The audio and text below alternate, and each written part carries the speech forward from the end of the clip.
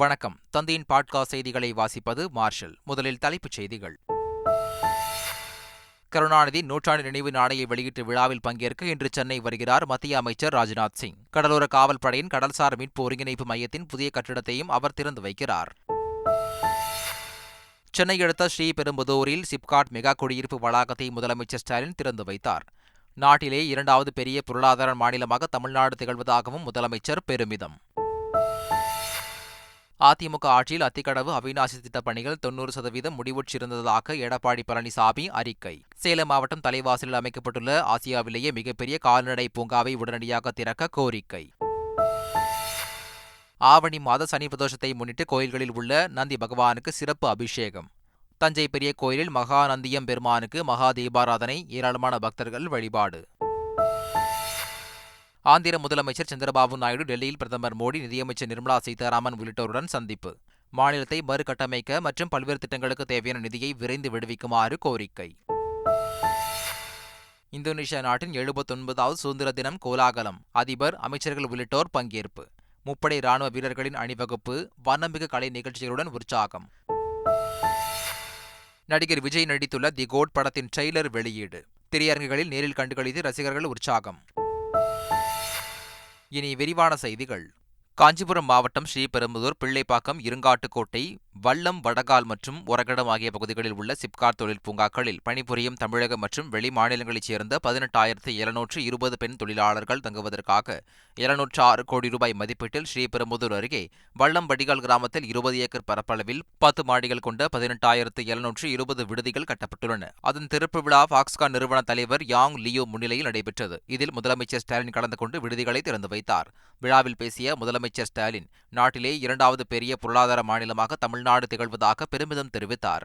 2023-24 ஆண்டுல இந்தியாவோட மொத்த உள்நாட்டு உற்பத்தியில 9.19 விழுக்காடு பங்களிப்போட தமிழ்நாடு இந்தியாவிலேயே இரண்டாவது பெரிய பொருளாதார மாநிலம் என்ற நிலையை தக்க வச்சிட்டு இருக்குன்னு இங்க குறிப்பிடுவது அவசியம்னு நான் குறிப்பிடுகிறேன். அத்திக்கடவு அவிநாசி திட்டத்தை முதல்வர் ஸ்டாலின் காணொலி மூலம் பயன்பாட்டுக்கு தொடங்கி வைத்தார். இதன் மூலம் ஈரோடு, திருப்பூர், கோவை மாவட்டங்களில் உள்ள சுமார் 25,000 ஏக்கர் நிலங்கள் பயன்பெறும். இந்நிலையில் அத்திக்கடவு அவிநாசி திட்டத்தின் மூலம் நீரேற்றம் செய்யப்பட்டு திருப்பூர் மாவட்டம் அவிநாசியை அடுத்த குன்னத்தூர் ஏரிக்கு வந்த நீரை அமைச்சர் சாமிநாதன் மலர்தூவி வரவேற்றார். இந்நிகழ்ச்சியில் மாவட்ட ஆட்சியர் கிறிஸ்துராஜ் உள்ளிட்டோர் பங்கேற்றனர். அத்திக்கடவு அவிநாசி திட்டத்தை முன்னாள் முதலமைச்சர் ஜெயலலிதா அறிவித்ததாகவும் 2019 ஆண்டில் அதற்கு அடிக்கல் நாட்டி பணிகளை தாம் தொடங்கி வைத்ததாகவும் அதிமுக பொதுச் செயலாளர் எடப்பாடி பழனிசாமி வெளியிட்டுள்ள அறிக்கையில் தெரிவித்துள்ளார். அதிமுக ஆட்சியில் 90% பணிகள் முடிவுற்றிருந்ததாகவும் எஞ்சிய 10% பணிகளை முடித்து அத்திக்கடவு அவிநாசி திட்டத்தை முதலமைச்சர் ஸ்டாலின் திறந்து வைத்துள்ளதாகவும் எடப்பாடி பழனிசாமி குறிப்பிட்டுள்ளார். இதேபோல் சேலம் மாவட்டம் தலைவாசலில் துவங்கப்பட்டு 2 ஆண்டுகளுக்கு முன்பாகவே பணிகள் நிறைவடைந்த ஆசியாவிலேயே மிகப்பெரிய கால்நடை பூங்காவை உடனடியாக திறக்க வேண்டும் என்றும், கிடப்பில் போட்டுள்ள காவிரி குண்டாறு இணைப்பு திட்டப் பணிகளை விரைவுபடுத்த வேண்டும் என்றும் எடப்பாடி பழனிசாமி வலியுறுத்தியுள்ளார். மறைந்த முன்னாள் முதலமைச்சர் கருணாநிதியை கௌரவிக்கும் விதமாக கலைஞர் நூற்றாண்டு நினைவு நாணயத்தை மத்திய பாதுகாப்புத்துறை அமைச்சர் ராஜ்நாத் சிங் இன்று வெளியிடுகிறார். இன்று மதியம் விமானம் மூலம் சென்னை வரும் ராஜ்நாத் சிங் முன்னாள் முதல்வர் கருணாநிதி நினைவிடத்திற்கு சென்று அஞ்சலி செலுத்திவிட்டு கலைஞர் உலகத்தை பார்வையிடுகிறார். தொடர்ந்து கலைவாணர் அரங்கில் நடைபெறும் நிகழ்ச்சியில் கலைஞர் நூற்றாண்டு நினைவு நாணயத்தை வெளியிடவுள்ளார். இந்த நிகழ்ச்சியில் முதலமைச்சர் மு க ஸ்டாலின், அமைச்சர்கள் உள்ளிட்டோர் கலந்து கொள்ள உள்ளனர். சென்னையில் கடலோர காவல்படையின் கடல்சார் மீட்பு ஒருங்கிணைப்பு மைய புதிய கட்டிடத்தை மத்திய பாதுகாப்புத்துறை அமைச்சர் ராஜ்நாத் சிங் இன்று திறந்து வைக்கிறார். கடலில் ஆபத்தில் உள்ள படகுகள் மற்றும் மீனவர்களை மீட்பதற்கான நடவடிக்கைகளை ஒருங்கிணைப்பது மற்றும் செயல்திறனை மேம்படுத்தும் வகையில் சென்னையில் கடலோர காவல்படைக்கு அதிநவீன கடல்சார் மீட்பு ஒருங்கிணைப்பு மைய கட்டிடம் கட்டப்பட்டுள்ளது. சென்னை துறைமுக வளாகத்தில் அமைந்துள்ள கடலோர காவல்படையின் மண்டல கடல் மாசு மீட்பு மையம் மற்றும் புதுச்சேரியில் உள்ள கடலோர காவல்படை விமானப்படை வளாக சேவையையும் மத்திய பாதுகாப்புத்துறை அமைச்சர் ராஜ்நாத் சிங் இன்று தொடங்கி வைக்கிறார்.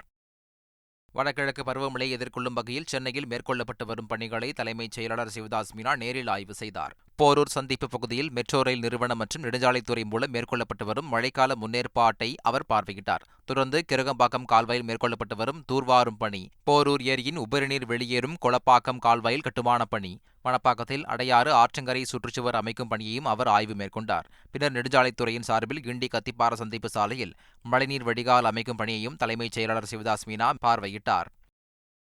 சென்னை தேனாம்பேட்டையில் உள்ள டிஎம்எஸ் வளாகத்தில் அனைத்து கர்ப்பிணிகளையும் 102 தாய் சேய் நல தொலைபேசி சேவை மூலம் கண்காணித்து மருத்துவ ரீதியாக உரிய அறிவுரைகள் வழங்கும் நிகழ்வை அமைச்சர் மா சுப்பிரமணியன் தொடங்கி வைத்தார். பின்னர் செய்தியாளரிடம் பேசிய அவர், தமிழகத்தில் குரங்கு அம்மை பாதிப்பு இதுவரை கண்டறியப்படவில்லை என்று கூறினார்.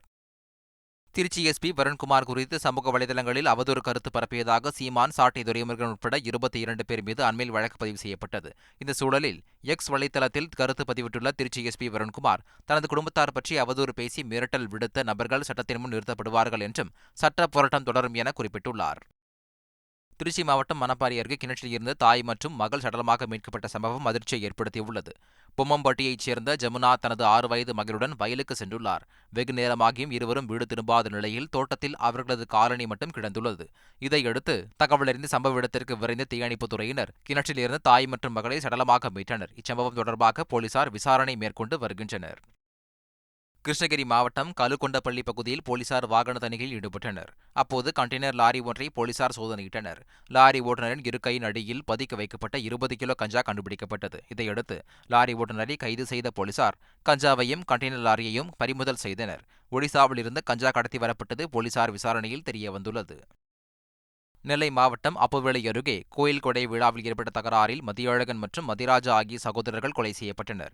இருவரின் சடலங்களும் மீட்கப்பட்டு உடற்கூறு ஆய்விற்காக அனுப்பி வைக்கப்பட்டன. இச்சம்பவம் தொடர்பாக 3 பேர் கைது செய்யப்பட்ட நிலையில் உடற்கூறு ஆய்விற்கு பின்னர் உடல்களை வாங்க மறுத்து கொலை செய்யப்பட்டவர்களின் உறவினர்கள் வாக்குவாதத்தில் ஈடுபட்டனர். உயிரிழந்தவர்களின் குடும்பத்தினரின் வாழ்வாதாரத்திற்காக வழிவகை செய்ய வேண்டும் என போராட்டம் நடத்த முயன்றனர். பின்னர் அதிகாரிகளின் பேச்சுவார்த்தை தொடர்ந்து உடல்களை பெற்றுச் சென்றனர். சென்னை கீழ்ப்பாக்கம் அரசு மருத்துவமனையில் திடீர் தீ விபத்து ஏற்பட்டதால் பரபரப்பு ஏற்பட்டது. அம்மருத்துவமனையின் 2வது தளத்தில் தீ விபத்து ஏற்பட்டுள்ளது. உடனடியாக அங்கிருந்த நோயாளிகள் பாதுகாப்பாக வேறு இடத்திற்கு அழைத்துச் செல்லப்பட்டனர். தகவல் அறிந்த தீயணைப்புத் துறையினர் மருத்துவமனைக்கு விரைந்து உடனடியாக தீயை அணைத்தனர். ஏசியில் ஏற்பட்ட மின்கசிவு காரணமாக தீ விபத்து ஏற்பட்டதாக போலீசார் விசாரணையில் தெரியவந்துள்ளது. ராணிப்பேட்டை மாவட்டம் முகுந்தராயபுரம் அருகே சென்னை பெங்களூர் ரயில்வே தடத்தில் இரும்பு பாதைகளுக்கிடையே இரும்பு துண்டை மர்ம நபர்கள் வைத்துள்ளனர். இந்நிலையில் சிக்னல் துண்டிக்கப்பட்டதை உரிய நேரத்தில் ஸ்டேஷன் மாஸ்டர் கவனித்ததால் பெரும் அசம்பாவிதம் தவிர்க்கப்பட்டுள்ளது. தகவலறிந்த போலீசார் மோப்பநாயுடன் சென்று சதி செயலில் ஈடுபட்டவர்கள் யார் என விசாரணை மேற்கொண்டனர். கள்ளக்குறிச்சி மாவட்டம் உளுந்தூர்பேட்டை மற்றும் சுற்றுவட்டார பகுதிகளில் உள்ள கடைகளில் நூதன முறையில் பண மோசடியில் ஈடுபட்ட 3 பேரை போலீசார் கைது செய்தனர். தங்களுக்கு அவசரமாக பணம் தேவைப்படுவதாகவும் போன்பே மூலம் பணம் அனுப்புவதாகவும் கூறி கடைக்காரர்களிடம் சுமார் 20,000 ரூபாய் வரை மோசடி செய்துள்ளதாக கூறப்படுகிறது. இதுகுறித்து புகாரின் பேரில் விசாரித்து வந்த போலீசார் வெள்ளையூர் பகுதியைச் சேர்ந்த ஸ்ரீகாந்த், காத்தவராயன், அஜய் ஆகிய 3 கைது செய்தனர். சென்னையில் எலக்ட்ரானிக் சிகரெட்களை விற்பனை செய்த 2 போலீசார் கைது செய்தனர். தண்டையார்பேட்டை ஐஓசி பாலம் அருகே சிகரெட்டை புகைத்துக் கொண்டிருந்த 16 வயது சிறுவனை பிடித்து போலீசார் விசாரணை மேற்கொண்டபோது பாரி முனையில் உள்ள ஒரு கடையில் விற்பனை செய்யப்படுவது தெரியவந்தது. இதையடுத்து அங்கு சோதனை மேற்கொண்ட போலீசார் 2 கைது செய்தனர். அவர்களிடம் இருந்து 6 லட்சம் ரூபாய் மதிப்புடைய 475 எலக்ட்ரானிக் சிகரெட்டுகள் பறிமுதல் செய்யப்பட்டன. இசையமைப்பாளர் யுவன் சங்கர் ராஜா மீது வீடு வாடகை பாக்கி சம்பந்தமாக காவல்துறையில் புகார் அளிக்கப்பட்டுள்ளது. சென்னை நுங்கம்பாக்கத்தில் லேக் ஏரியா பகுதியில் உள்ள வீட்டில் யுவனின் ஸ்டுடியோ இயங்கி வந்ததாக கூறப்படுகிறது. தற்போது நிலுவைத் தொகை 20 லட்சம் ரூபாய் இருக்கும் நிலையில் யுவன் சங்கர் ராஜா வீட்டை காலி செய்ததாக வீட்டின் உரிமையாளர் நுங்கம்பாக்கம் காவல் நிலையத்தில் புகார் அளித்தார்.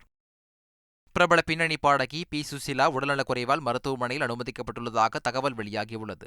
50,000க்கும் அதிகமான பாடல்களை பாடியுள்ள பி. சுசீலா 5 முறை தேசிய விருதுகளை பெற்றுள்ளார். வயது முதிர்வால் பி. சுசீலாவிற்கு திடீரென உடல்நலக்குறைவு ஏற்பட்டதாகவும் அவர் சென்னை காவேரி மருத்துவமனையில் அனுமதிக்கப்பட்டு சிகிச்சை பெற்று வருவதாகவும் கூறப்படுகிறது. தற்போது அவரது உடல்நிலை சீராக இருப்பதாக தகவல் வெளியாகியுள்ளது. ஆவணி மாத சனி பிரதோஷத்தை முன்னிட்டு கோயில்களில் உள்ள நந்தி பகவானுக்கு சிறப்பு அபிஷேகம் நடைபெற்றது. புகழ்பெற்ற தஞ்சை பெரிய கோயிலில் மகாநந்தியம் பெருமானுக்கு சிறப்பு அபிஷேகம் நடைபெற்றது. மஞ்சள், தேன், பால், தயிர் உள்ளிட்டவைகளால் சிறப்பு அபிஷேகம் செய்யப்பட்டு மகா தீபாராதனை காண்பிக்கப்பட்டது. இதேபோல் காரைக்கால் திருநள்ளாறு ஸ்ரீ சனி பகவான் ஆலயத்திலும் ஆவணி மாத வளர்ப்பிறை மகா சனி பிரதோஷ சிறப்பு அபிஷேகம் நடைபெற்றது. இதில் தருமபுர ஆதீனம் உள்ளிட்ட ஏராளமான பக்தர்கள் கலந்து கொண்டு நந்தி பகவானை வழிபட்டனர்.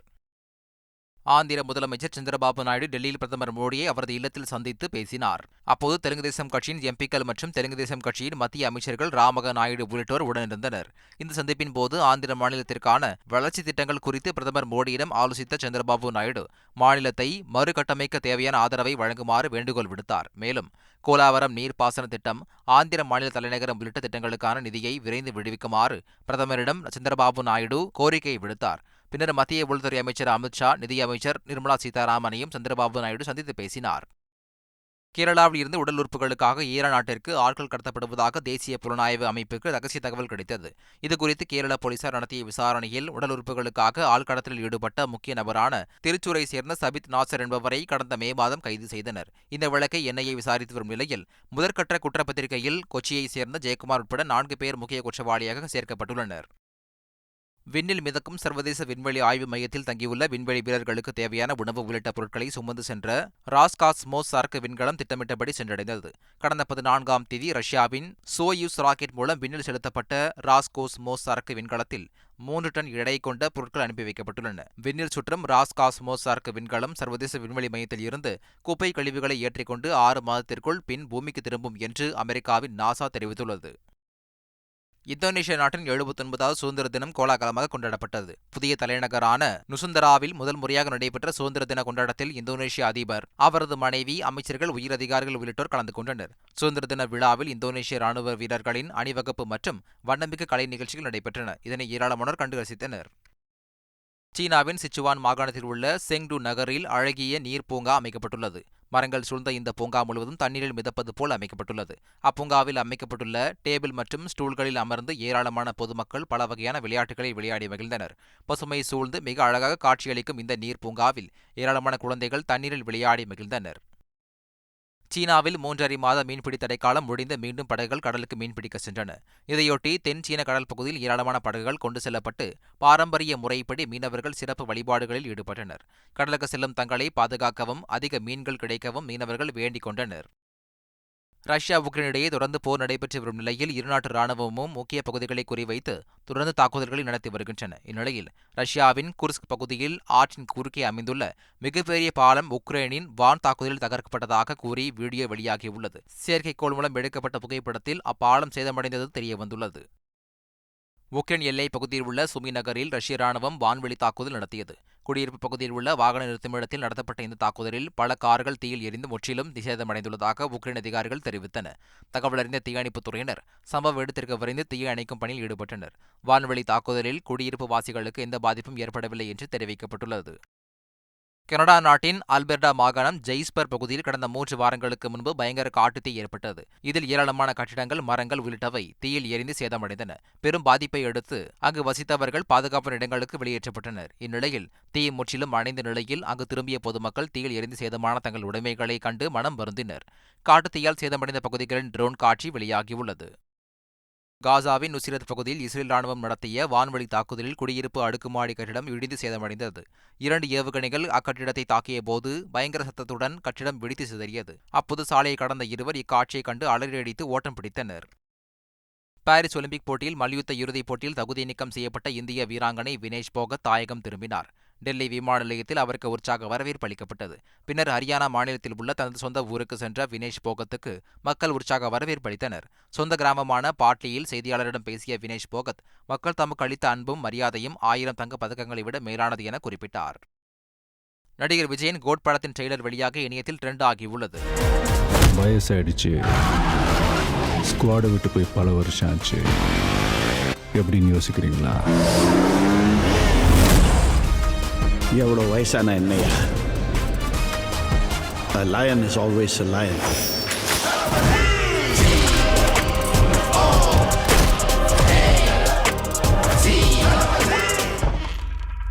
மருதமலை மாமணியே முருகையா, தேவனின் குலம் காக்கும் வேலையா ஹையா. மீண்டும் தலைப்புச் செய்திகள். கருணாநிதி நூற்றாண்டு நினைவு நாணையை வெளியிட்டு விழாவில் பங்கேற்க இன்று சென்னை வருகிறார் மத்திய அமைச்சர் ராஜ்நாத் சிங். கடலோர காவல் படையின் கடல்சார் மீட்பு ஒருங்கிணைப்பு மையத்தின் புதிய கட்டிடத்தையும் அவர் திறந்து வைக்கிறார். சென்னை அடுத்த ஸ்ரீபெரும்புதூரில் சிப்காட் மெகா குடியிருப்பு வளாகத்தை முதலமைச்சர் ஸ்டாலின் திறந்து வைத்தார். நாட்டிலே 2வது பெரிய பொருளாதார மாநிலமாக தமிழ்நாடு திகழ்வதாகவும் முதலமைச்சர் பெருமிதம். அதிமுக ஆட்சியில் அத்திக்கடவு அவிநாசி திட்டப் பணிகள் 90% முடிவுற்றிருந்ததாக எடப்பாடி பழனிசாமி அறிக்கை. சேலம் மாவட்டம் தலைவாசலில் அமைக்கப்பட்டுள்ள ஆசியாவிலேயே மிகப்பெரிய கால்நடை பூங்காவை உடனடியாக திறக்க கோரிக்கை. ஆவணி மாத சனி பிரதோஷத்தை முன்னிட்டு கோயில்களில் உள்ள நந்தி பகவானுக்கு சிறப்பு அபிஷேகம். தஞ்சை பெரிய கோயிலில் மகாநந்தியம் பெருமானுக்கு மகா தீபாராதனை, ஏராளமான பக்தர்கள் வழிபாடு. ஆந்திர முதலமைச்சர் சந்திரபாபு நாயுடு டெல்லியில் பிரதமர் மோடி, நிதியமைச்சர் நிர்மலா சீதாராமன் உள்ளிட்டோருடன் சந்திப்பு. மாநிலத்தை மறுகட்டமைக்க மற்றும் பல்வேறு திட்டங்களுக்கு தேவையான நிதியை விரைந்து விடுவிக்குமாறு கோரிக்கை. இந்தோனேஷியா நாட்டின் 79வது சுதந்திர தினம் கோலாகலம். அதிபர், அமைச்சர்கள் உள்ளிட்டோர் பங்கேற்பு. முப்படை ராணுவ வீரர்களின் அணிவகுப்பு, வண்ணமிகு கலை நிகழ்ச்சிகளுடன் உற்சாகம். நடிகர் விஜய் நடித்துள்ள தி கோட் படத்தின் ட்ரெய்லர் வெளியீடு. திரையரங்குகளில் நேரில் கண்டுகளித்து ரசிகர்கள் உற்சாகம். இத்துடன் தந்தையின் பாட்காஸ்ட் செய்திகள் நிறைவடைந்தன. வணக்கம்.